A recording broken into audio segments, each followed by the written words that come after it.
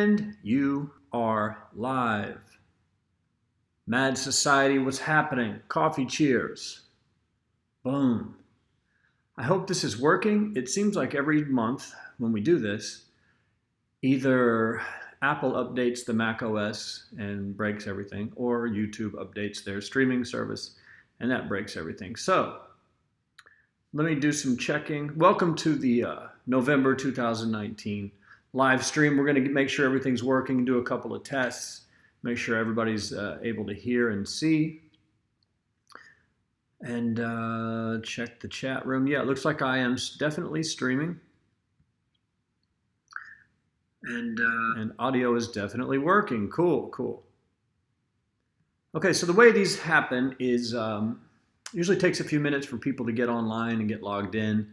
I just started the stream a few seconds ago, so it'll, people will be joining in. And so what we usually do is start off with just a little bit of, hi, how are you? Vamp. Talk about forum business, a couple of other things, then we'll get into the questions and answers. So it is November. Oh my God. And I just realized I don't have my microphone hooked up. So the audio may not be the best we've ever had, but it is what it is. Let me test the live stream. We've ever had. Oh, it's not bad. Yeah, man, it's November. Been crazy. This is the craziest time of the year. If you're anything like me, you are getting ready to travel for the holidays, and then you come back from the Thanksgiving travel, and then you start the Christmas travel. Like it's an amazing time of the year. Can't get a lot of work done. Every year I tell myself about January, I go, well, I should have probably just taken November and December off completely because it's such a mess between the travel. But man, you can get a great campaign working in November and December. It will kill in January. If you can get it live and profitable in November and December, by the time January hits, you'll be on a killing spree. That's exactly what happened to me last year and most years before that. You'll have an okay campaign that's doing well, November, December, and then January 1, it just explodes all the way through about March. So look forward to that. But forum stuff, let's talk about forum stuff. Number one, this is the last broadcast of the year. We usually don't do a December, I don't think we usually do a December stream because the holidays are so crazy. And so this is going to be the last one for the year, and we'll start these up again in 2020. As odd as it is to say that. So enjoy this. This is the last one for the year. I'm not sure if we're going to do the party in Vegas this year. I have not talked to A4D about it, who have sponsored it every year. And I've been going to Vegas in January for almost a decade straight, and I might just decide not to go. If I don't, and you guys still want to have a get together, we can schedule that and organize that in the forum. And if I do go, well, same as always. Anyway, just putting that out there. I don't want people to be disappointed, but I also have been going to Vegas for, this would be the 11th year, I believe, maybe 10th. What else? Okay. Pretty cool software I wanted to recommend to you guys. I get asked a lot in the forum of what do I do if I don't have Photoshop? I can't afford Photoshop. What's a free open source tool? Well, when macOS updated and broke everything, my Photoshop, Dreamweaver, everything stopped working. So I searched out some open source replacements. And what I found was for Photoshop, for graphic design, a software, and you guys have talked about this before, it's nothing new, but I just tried it out and it works great. It's called Pixlr, Pixlr. And it's a Photoshop replacement. It's almost the exact same interface, and it's all browser based. So you don't even have to install it on your computer, and it's 100% free forever. They do have paid options, but for what I need to do, just resize images, make a couple simpler graphics, it does everything I need to do. It takes a little getting used to, but it is a free Photoshop, and it seems to be at this point just as good at Photoshop at the basics. The other free software that I started using it's called Atom, and it is an HTML editor. It is not as sexy as Dreamweaver. One downfall that I see in it right now is that I don't get a preview. Like in Dreamweaver, you can see the design window and the code window at the same times, and you can type into the design window. You can just type words and it writes the code for you. Atom does not do that out of the box. So it may not be a long-term solution, but right now I'm using Pixlr for graphic design, Atom, A-T-O-M, for HTML editing, and they are both free, open source, don't cost a dime. So if you're looking for a free version of Photoshop and Dreamweaver, that's what I recommend. Number one, Pixlr, P-I-X-L-R. Number two, Atom, A-T-O-M. There are a lot of others, but these are just the two that I'm using right now. What else? Oh, I want to give a shout out to our user Val, who has been recently started to out some campaigns that he's seeing on native ad networks. He's posted 2 so far, and these posts include the landing page URL, the traffic source that he saw it on, and the offer that it's going to, as well as recommendations on where you can find the offer. So it's an interesting thing. We're going to nickname Val for the near future. We're going to call him the Mad Society Human Spy Tool. So shout out to Val. Thanks for kicking in, man. I love it when you guys get active in posting. Helps the forum, carry along. And that is that. I had one other thing I was going to intro with about the potential of native, the spend. But I read through the questions that you guys asked, and someone asked a question about how much you can spend on native, and I'll just cover it there. So let's see what's going on in the chat room. What's up, Matthew, Colomb? What's up, Chris? What's up, Yobos? Hope you guys are doing well. I'm glad you guys are here. Believe me, I bet half of our forum is buried under holiday planning, travel. Even if you're not going anywhere, even if you're just hosting a Thanksgiving dinner, you have to start planning it now. So here we go. Aren't the holidays grand? Don't get me wrong. I can't wait to see my family, but boy, those flights. Oh, and the illnesses and the Oklahoma flu and all that. Here we go. Let's get to the questions. First question we've got is from my man M. Crow. Anthony. It's my middle name as well. Hey, Malin, hope all is well. Native networks tend to favor 1 or 2 creatives above all others. That's usually pretty true. Is there any way to get around this and get a more even distribution, or even just get them to show a creative that's getting no traffic at all? Yeah, good question. This is a very, very, very common problem on native. And it might not even be a problem. I'm going to tell you why. First of all, I know for a fact, Taboola, you can change the settings. In your campaign settings, near the bottom of the page, there's a setting that's called optimized or even. If you click even, it will give even distribution to all of your ads. If you don't click even and it selects optimized, it will basically run a very little bit of traffic to each ad, and whichever one does best, it will start to favor it. If it gets a conversion, it will favor it more. So what I do to get around this, when I launch a brand new campaign on Taboola, sometimes I will set the ads to even distribution so that everything gets a chance. And then after some data piles up, maybe a day, 2 days in, I'll click on optimize and just let the machines do the work. Now, there are other ways you can get around it.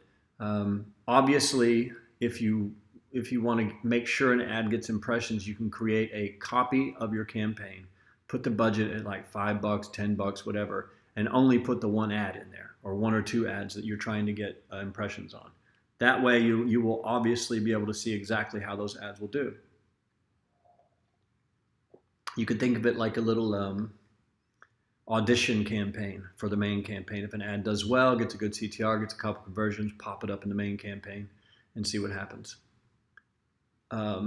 Potential downside of doing that is sometimes ads don't do as well in the new campaign as they did in the old campaign, because every campaign you launch is different. But definitely Taboola allows you to do that. So if you're on Taboola, there's your answer. But I will tell you this.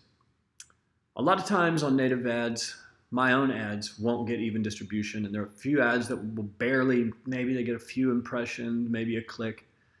And it's frustrating because you go, well, what about that one? But what I started doing is just letting the machines do the work. If the traffic source has selected a couple of ads to give all the traffic to, there's probably a reason. Those ads, the machine is literally telling you which ad it likes the best or which ads it likes best. And if you let it run the ads that it likes the best, you'll get much more traffic. Because sometimes the only time that doesn't work is if the ad that they select does not convert. Then it can be a problem. But most of the time, the traffic source is built to select from your ads the best couple of ads that it likes the best to run. And it's a very freeing thing to just let it do that. Because the fact is, there is a chance that the ads that it eliminated suck. There's a reason they're not getting traffic, because they suck. So the machine might actually be doing you a favor. So that's all I know. You can either set in campaign settings, Taboola, like I said, that's the only one that I know for sure that you can set it to evenly distribute ads, and it works every time. Otherwise, you can set up a little tiny feeder like Audition campaign where you audition ads literally for the new campaign. Or you could just let the machines do the work, and if it doesn't display your ads, get rid of them and put in some more and see if it'll display those, because it may be saving you from losing money. So I hope that helps, my friend. Next up, we've got a question from Steed Tour. A bunch of questions. 1, 2, 3 questions. He says, hi, Malin and Mad Society members. Question 1. I have found an affiliate network that provides a landing page. They host it on their own domain and redirect visitors to the offer. As a workaround, my affiliate manager can set this pre-lander in his own tracker and analyze conversions. The English is a little spotty, so I'm going to try to sum it up. So I believe what he's asking is, sometimes affiliate networks provide landing pages for you, and they host it. All you have to do is basically use your affiliate link, and it will first go to a landing page, then it will go to the offer, and you don't have to host or run anything. Your only job is to make ads. When it works, it's a dream. It's like an advanced type of direct linking, which is the dream campaign, that you don't have to host a page. Your job is just make ads, select the bids, and shoot traffic at an offer. If you can get that, it's the easiest and best money on earth. Sometimes, if you're like me, I do this a lot. They'll provide a landing page. I'll test it out. It'll do okay. So they'll give me the landing page to host on my own server. That way I can test different headlines, test different images, and I'd say 95% of the time I can make the page work better. But it does add more work. So I think what he's asking is, what do I think about doing that? I would definitely try it. If the campaign's not just doing bananas profits for you, if it's not like super profitable, try hosting your own version of the lander. Split test it against their version of the lander. So you're going to split test direct linking versus landing page. Just see which one does best. If their landing page does best, forget it. Move on with your life. If not, if your landing page does best, excellent. Start to optimize it. Try new headlines, try new images. It could work really well. So I believe that's what you're asking, and I hope that helps. Number 2, sometimes I don't understand spy tools. They show us amazing results, but when you copy all the campaigns and run it, you get very bad results, right? My traffic manager has told me it's not the ultimate truth in the universe from spy tools. Do you think we need to launch 20 or 30 campaigns in order to find a winner? Not necessarily 20 or 30, but I will say this. Finding a campaign on a spy tool and launching it and thinking you're going to make money it happens, but it's not all the time. What a spy tool gives you is a place to begin. It gives you a starting place. Your job is, you're basically setting up someone else's campaign just to see how they're doing. If it's losing 100% and it's terrible, you might not want to run it. There might be something you don't know on the other side. Maybe they own the offer and they don't really care about EPCs and how much a conversion costs. They just want traffic and they're making so much money on the back end, it doesn't matter. So think about spying and copying and launching as a way to just see what it looks like. Doesn't mean you're going to make money, doesn't mean it's going to work. You're going to get an idea of what that looks like. And if it looks like, if you get a bunch of conversions, but it's not making money, or if it breaks even, or if it makes money right away, that's the dream. But then so you launch the campaign, look at the data, and then it's up to you. Do I think I can fix this? If it's at 90% negative ROI, probably not the best idea. If it's at negative 20%, you might have something to work with. If it's breaking even, run that campaign all day. Now, do you have to launch 20 or 30? Maybe. I have launched literally hundreds upon hundreds upon hundreds of campaigns in my time. That's spread over a 10-year period. But so it's hard to say, like, if you launch 20 campaigns, you'll find a profitable one. Usually less than that, as long as you're doing it smart. Like, what I tell people is spy on the spy tool and find a campaign you want to run. Before you do anything, ask your affiliate manager if that is doing numbers on the network. Find out where the offer is coming from and ask them, is this doing a bunch of traffic? If they say yes, cool. If they say no, it was running hot 2 months ago, but no one's running it anymore, then you just saved yourself hundreds of dollars. But try to verify before you launch a campaign. I see this, says it's running on this traffic source, and traffic's coming from ClickBooth, your network, or whatever. How much are you guys doing a day? And if they go, we're doing $200,000 a day, get on it. But if they say, oh, no one's really running, that was 2 months ago, avoid it. Spy, verify, then launch and decide.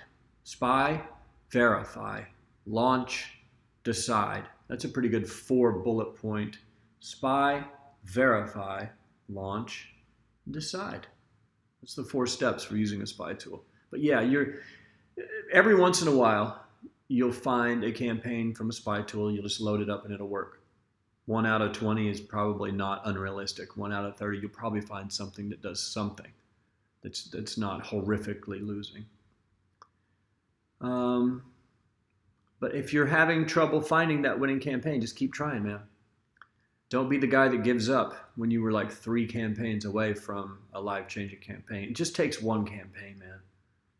It literally just takes 1 campaign to change your entire life. I know that from experience.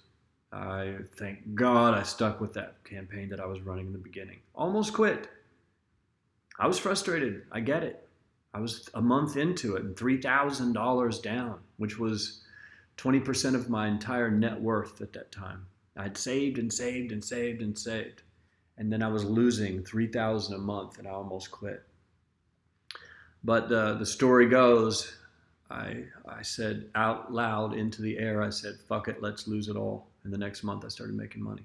So use that for inspiration. Let's see, number 3. Is it better to start with a campaign from negative 5% ROI or break even at the start time than to struggle with completely uncertain optimizations? Yeah. I love this line. I'm very doubtful about turning a donkey into a racehorse. I know exactly what you're saying. I just love how you put it. Yeah, if you can find a campaign that breaks even or barely loses from the beginning, you're good. That's a great campaign. On native networks, especially native networks like Taboola, where you're bidding on 1,000 different sites, every campaign starts off in the hole. This is probably something we need to just slow down and focus on for a second. Places like Rev Content, well, basically all of them, where you're bidding on a suite of sites, your first impression of that campaign is going to be terrible. That's why I always say, put the campaign low, the budget low. Let those terrible bot traffic and arbitrage sites and all the crap sites come up, and your job is just to turn them off one by one. Slowly but surely, and it might take a week, the campaign will go from negative 80% to 60 to 40 to 30 or whatever. And then it will kind of settle somewhere, and that's kind of the starting period. But sometimes that can take, especially if you're only spending $20 a day, it might take 10 days to just work out the crap sites. But you have to do it. You can either automate it with the optimizer, which is the set it and forget it way. If it spends one-time offer payout, no revenue, pause. But you want to keep the budget very low so it doesn't spend out of control. Because on a place like Taboola, with gigantic traffic potential, if you were to just open it up live and just no daily budget cap and just high bids and let it run, it will spend $100,000 a day. It will blow so much traffic to you. So you have to be, if you want that, it's a great source. But if you are trying to not take a giant risk, cap the budget at 20, 50 bucks a day, and just let the first 3 or 4 days be terrible. It's gonna hurt those first few days. But remember that. Every native campaign where you're bidding on thousands of sites, not every, but almost every native campaign will start off horrifically terrible. Day one, if your budget's 20, one website's gonna spend 20, always. You're gonna go, oh God, turn that one off. The next day, another one or two are gonna pop up. You just turn those off, just suck it up. Don't raise the budget that day, just leave it alone, let it start the next morning, and repeat, repeat, repeat. So I hope that helps, Matthew. Good luck turning a donkey into a racehorse. That might be the new tagline for Mad Society. We should make that a t-shirt. Let's turn a donkey into a racehorse. I love it. All right. Check the chat room, see what's up. What's up, guys? You still streaming? Everything's good? Yes. Okay, moving right along. We've got a question from Anglytics. Has 5 questions. So we'll go through these. We'll try to get them all. How much do smaller, more obscure native networks play into your scaling strategy? For me personally, they don't at all.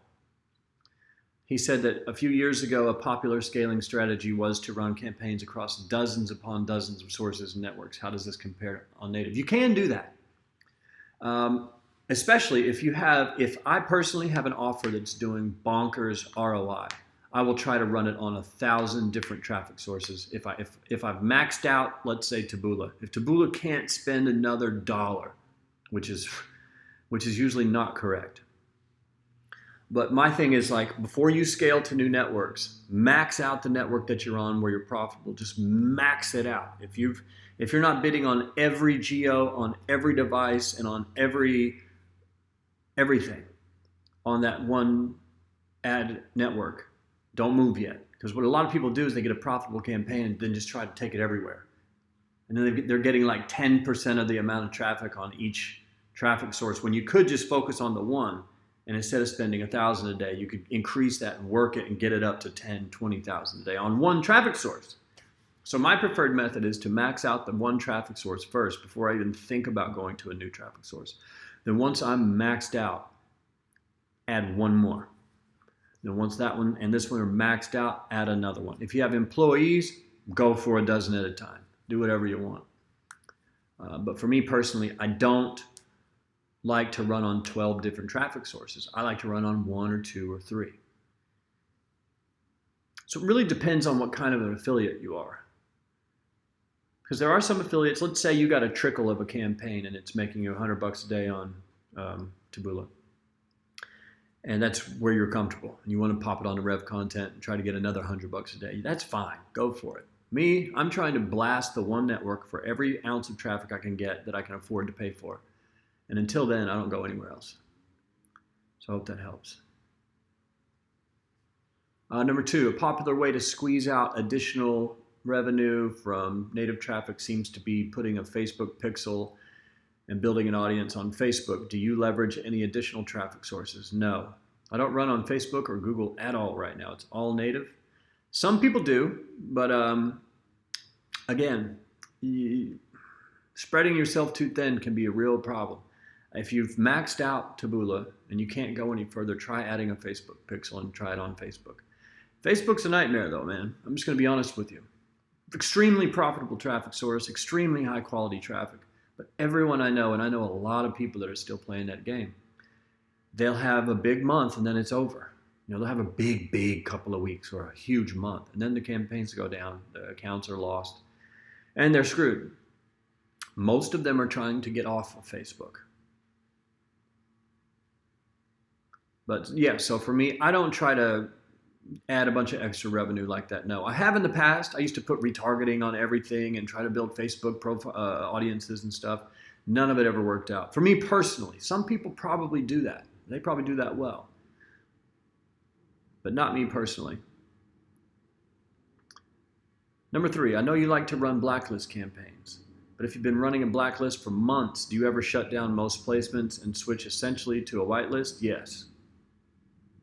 Yeah, I mean that's the process. That's what running a blacklist campaign is to me. I'm never trying to run the whole network. I'm basically manually or using the optimizer automatically building my own whitelist off of the blacklist. But I don't start a whitelist campaign. It's a blacklist campaign with paused placements in between. That's exactly what I do.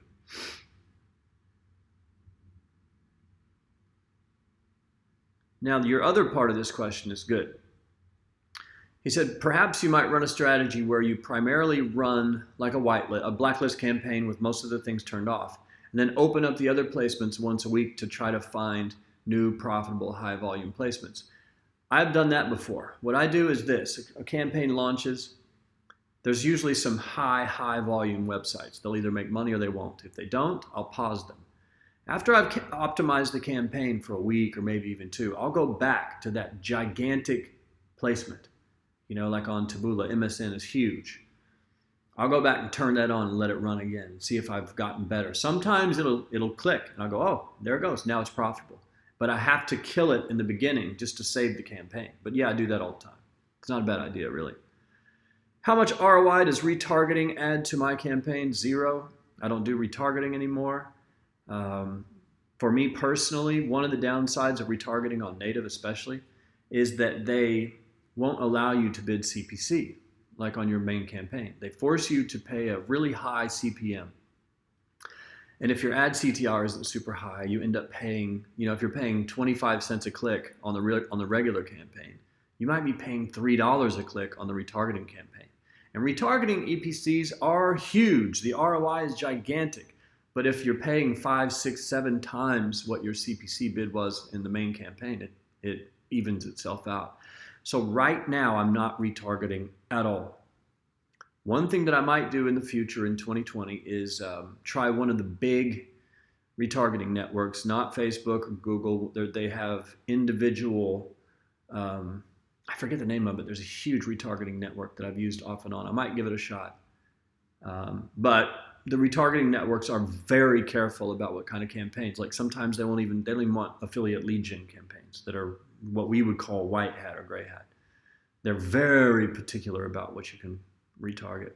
So right now, ROI is nothing, but in the past when I've done it, 20% maybe tops. I'll run retargeting if they can run on autopilot. I don't want to become a retargeting maintenance guy every day. Unless it's printing cash. Then number 5, let's say you joined a company as a media buyer. Is there anything that you would bring from the affiliate side that you might not be able to get elsewhere?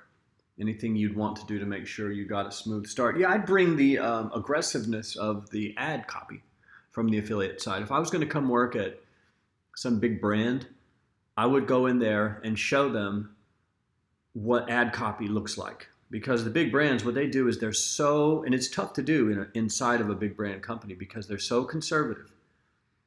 They don't want to use any controversial word or image or anything. And what I would do is I would say, okay, let's run an experiment. You guys have I'm going to run your campaign, and then I'm going to run my campaign side by side. We're going to sell Rolex watches or whatever. And your campaign right now, you're getting a customer for $400. My campaign, we've been running it, and I'm getting a customer for $4. I'm making you 100 times the money on my campaign. Do you want to promote me to the highest level in this company and let me run the whole thing now? And they're going to say, of course, as long as you're not, making up things. But I would definitely bring the aggressiveness of affiliate ad copy and imagery because big brands don't get it. When you see even like a local brand, like a dentist office, on Facebook, his ad will be a picture of him. Steve Johnson, Tennessee's greatest dentist. Click here to schedule an appointment. No one cares about that. No one cares about that. They want to see, show them a picture of messed up teeth and say, do you have snaggle teeth? Click here. That's how you get someone to click an ad. Then tell them about Steve Johnson. That's probably a bad example, but it's just one. Having some fun here. All right, so moving right along in this question and answer session. Vitalis wants to know 3 things. Is your main profit coming from big sites or from smaller placements? I'm talking about native networks. There are usually, uh, 10, 20 gigantic placements inside the network, and then 850 small ones. What I've noticed is when you can get the big ones to profit, they bring in way more money than all the others combined. But it's probably 60% the big sites and 40% the smaller ones. Those smaller sites that make money. Let's say you're running on Taboola and MSN is getting you get paid $50 a sale, and you've got a CPA there of $49 on the gigantic thing. It's worthwhile to run it. It's making money, makes you look cool at the affiliate network. Maybe they'll give you a payout increase. The traffic source likes you because you're spending a lot of money. But those little bitty sites on the tail end of everything, they might be getting, let's say you're getting a $49 CPA on the big placement. They might be getting a $1 CPA. So every time you make one sale, you're making almost $40, $50. So do not sleep on those small little sites. They kind of remind me of the way we used to talk about search engine optimized SEO campaigns, long tail, short tail, whatever. If you were running a Rolex watch campaign, the word Rolex watch is going to get huge amounts of traffic and it's going to be incredibly expensive. But nice watch for my dad might be a very cheap phrase for you to bid on. It won't get as much traffic, but the CPA will be almost nothing because no one's really even bidding on it and clicks are really cheap. So that's kind of how I look at native networks. You've got the big, small tail, short tail words, the big brands. And then you've got the long tail keywords and key phrases in the tail. And those things print cash. Don't sleep. A lot of people will just turn all those off and they only want to try to run on the big sites. Don't do that. Because if MSN's getting a $49 CPA, you're making $1. Let's say it's doing 60 leads a day, you're making $60 a day on it. The bottom half of that might quadruple that on the smaller sites. Number 2, do you have any special moats for your currently profitable campaigns? No, that's not something that I've ever talked about ever. I've heard other affiliates talk about it. I don't have moats. I don't know anybody who uses moats. I will try sometimes to get an exclusive on a traffic source. If I get something working, most of the time they will say no. 3, any hot geos you can recommend right now? That's such a general question. I can't. Latin America is always a pretty good one. Clicks are cheap and there's lots of people. Asia is starting to pop off. Same thing. Tons of people. Clicks are pretty cheap. And then obviously if you want super firepower, the US is where you want to go for the gigantic campaigns. All right, so moving right along to Val. Oh, Mad Society's own human spy tool. Jason Cole nailed it. AdRoll. I believe that's what it's called. There's another one though, but AdRoll is a big one.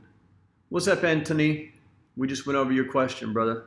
He said, "Sorry, I'm late, but hey, no big deal." Where was I? All right, to our last set of questions from my main man, Val. He's got 2 questions.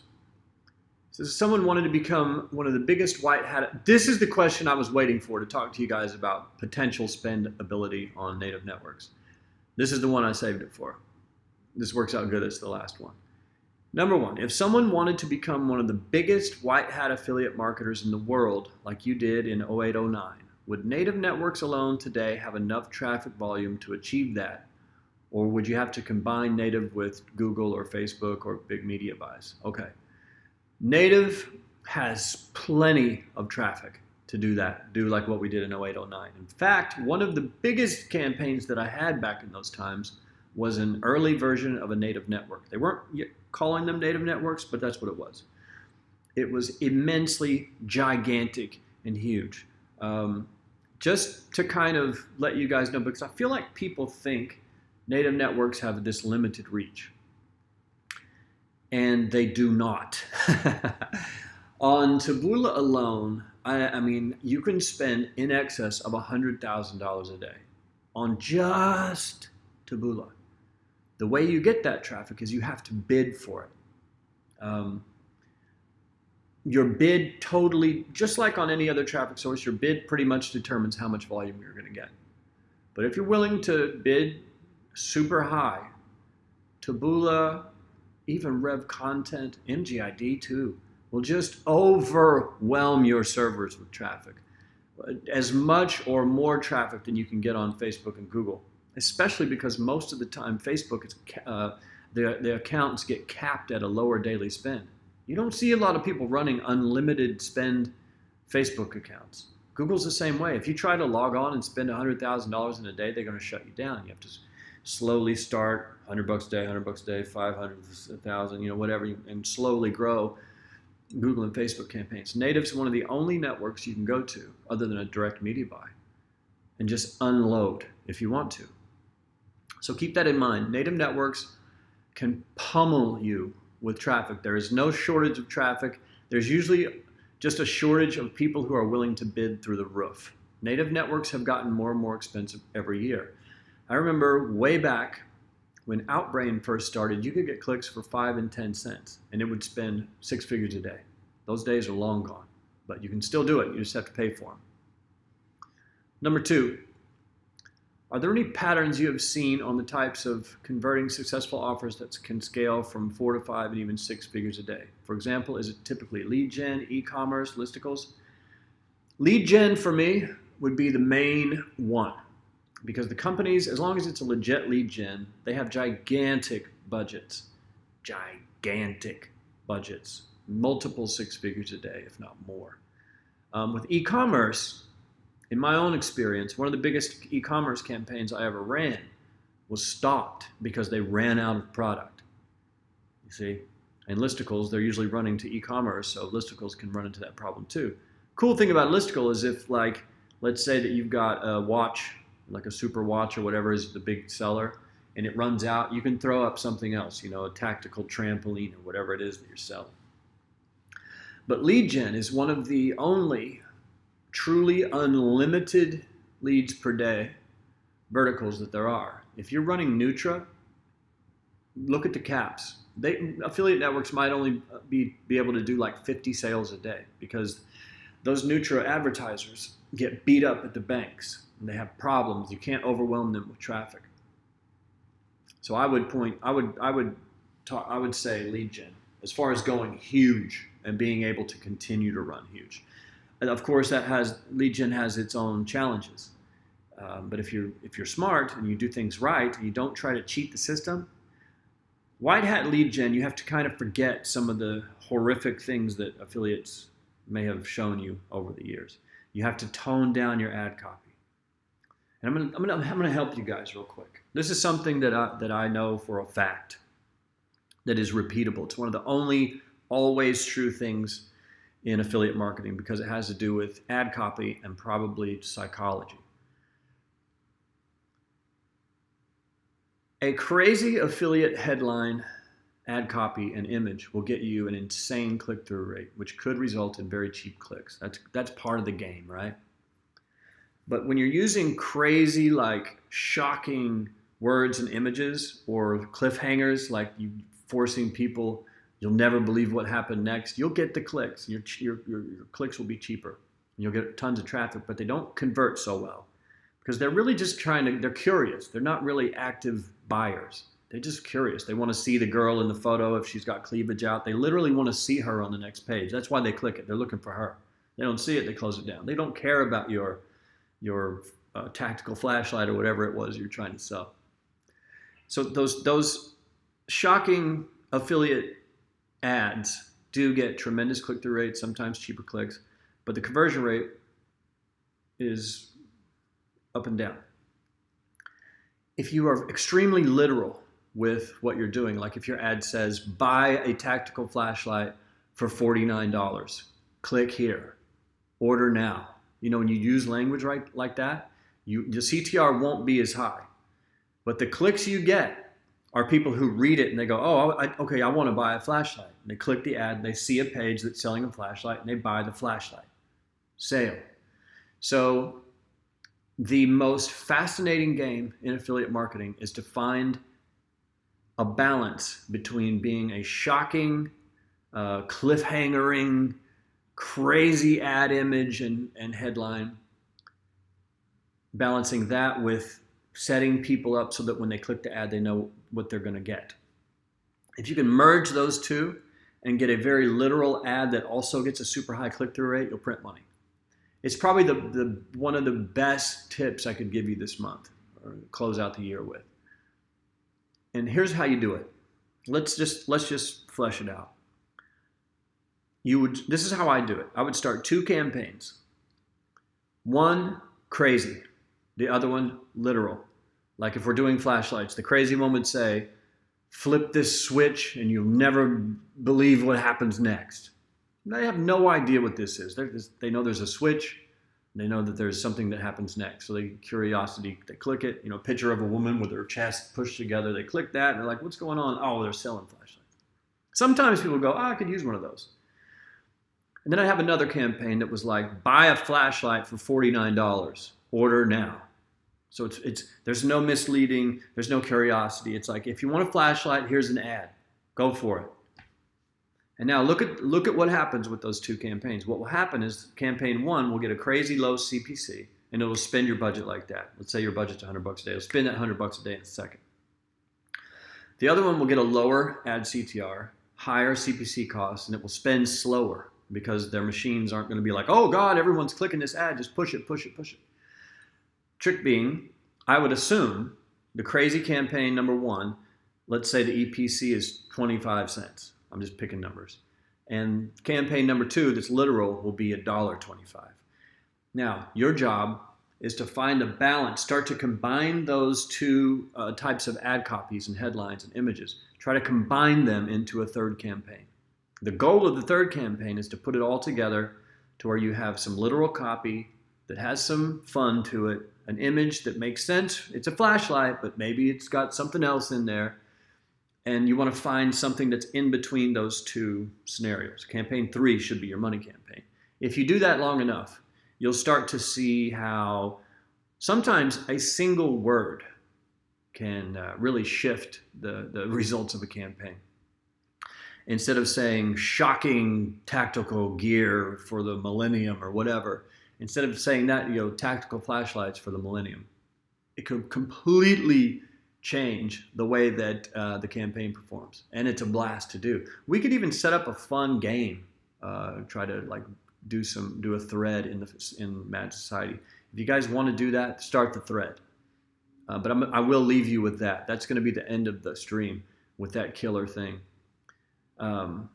Learning to write ad copy that gets clicks, but it also isn't confusing people. A lot of people don't think about that. They just look at the ad CTR and it's like, shocking, twist, we never believe what happens next, and clicks are nothing, but they're earning nothing. So try making an ad that says, I have flashlights for sale. Click here to buy my flashlight. Not that, but something like that. Tactical flashlights for sale online, $49. If you put the price tag in the ad copy, whoever clicks it already knows what it's costing.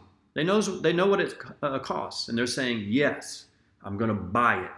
The other people are just saying, yes, I'm curious to see what happens next. You see? Does that make sense? I hope that makes sense, because if you can get that into your head, it can be a game changer for you. Knock it into your head. Number 1, Native can spend 6 figures a day. You'd have to bid for it. Number 2, try writing ad copy that is both entertaining and shocking and explanatory and literal for what's going to happen next. Val is a human spy tool. There will be no December stream, but we will talk. Possibly Vegas in January, not sure. And if you want free Photoshop and Dreamweaver, the ones I'm using are called Pixlr, Pixlr, and the HTML editor is called Atom, Atom. And I believe that covers everything I wanted to cover. Let's see what's going on in the chat. Let's see if anyone threw in a last, you guys like to throw in these last second questions. Let's refresh the page once. Nope. Okay, we're done. Fantastic. So I want to thank everybody for tuning in, and obviously thank you for being a member. This year has been wild. 2020 is going to be really exciting. I think as the technology gets better in this industry, you guys have no idea how much more advanced things are now. Just the optimizer alone is a game changer that we didn't have 10 years ago. Volume is a fantastic tracker we didn't have 10 years ago. I think in the future, especially in 2020, those kind of things are going to continue to get bigger and bigger and make our jobs easier and easier. And no, I do not think that affiliates will be replaced by automation completely. I think that guys like me, guys like you, we will use those automation tools to make our lives easier. That's what I think. That's what I'm doing. The optimizer runs half my campaigns right now and have saved me thousands upon thousands of dollars.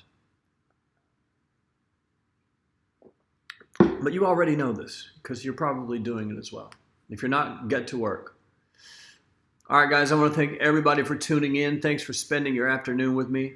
I have to check my campaigns and start thinking about flying to the frigid temperatures of Oklahoma for about the next week. So I'll see you in the forum. Any follow-up questions or anything you want to say, you can post in the thread for this Q&A or start a new thread in the forum, obviously.